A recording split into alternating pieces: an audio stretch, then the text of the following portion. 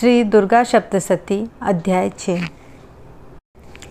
मैं सर्वज्ञेश्वर भैरव के अंक में निवास करने वाली परमोत्कृष्ट पद्मावती देवी का चिंतन करता हूँ। वे नागराज के आसन पर बैठी हैं। नागों के फनों में सुशोभित होने वाली मणियों की विशाल माला से उनकी देहलता उद्भासित हो रही है।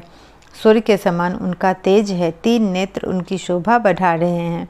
वे हाथों में माला, कुंभ, कपाल और कमल लिए हुए है तथा उनके मस्तक में अर्धचंद्र का मुकुट सुशोभित है।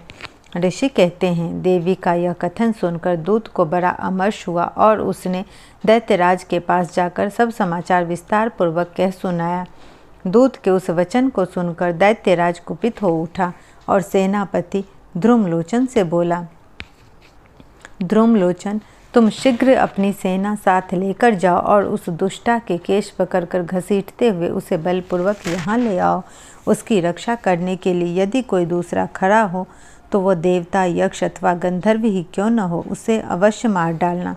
ऋषि कहते हैं, शुंभ के इस प्रकार आज्ञा देने पर वो ध्रुमलोचन दैत्य 60,000 असुरों की सेना को साथ लेकर वहां से तुरंत चल दिया। वहां पहुंचकर उसने हिमालय पर रहने वाली देवी को देखा और ललकार कर कहा, अरे तू शुंभ निशुंभ के पास चल।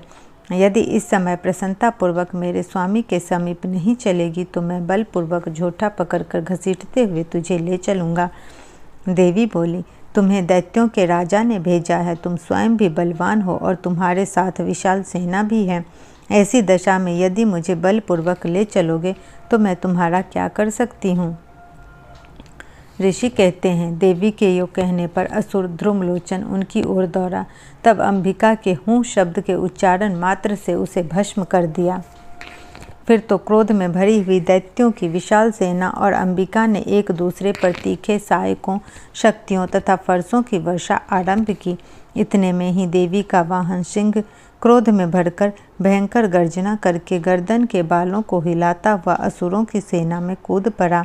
उसने कुछ दैत्यों को पंजों की मार से, कितनों को अपने जबड़ों से और कितने ही महादैत्यों को पटक कर ऊँट की दाढ़ों से घायल करके मार डाला। उस सिंह ने अपने नखों से कितनों के पेट फाड़ डाले और थप्पड़ मारकर कितनों के सिर धड़ से अलग कर, कितनों की भुजाएं और मस्तक काट डाले तथा अपनी गर्दन के बाल हिलाते हुए उसने दूसरे दैत्यों के पेट फाड़कर उनका रक्त चूस लिया। अत्यंत क्रोध में भरे हुए देवी के वाहन उस महाबली सिंह ने क्षण भर में ही असुरों की सारी सेना का संहार कर डाला। शुंभ ने जब सुना कि देवी ने ध्रुमलोचन असुर को मार डाला तथा उसके सिंह ने सारी सेना का सफाया कर डाला, तब उस महादैत्य को बड़ा क्रोध हुआ। उसका ओठ कांपने लगा। उसने चंड और मुंड नामक 2 महादैत्यों को आज्ञा दी, हे चंड और हे मुंड, तुम लोग बहुत बड़ी सेना लेकर वहां जाओ। उस देवी के झोंटे पकड़कर अथवा उसे बांध के शीघ्र यहाँ ले आओ।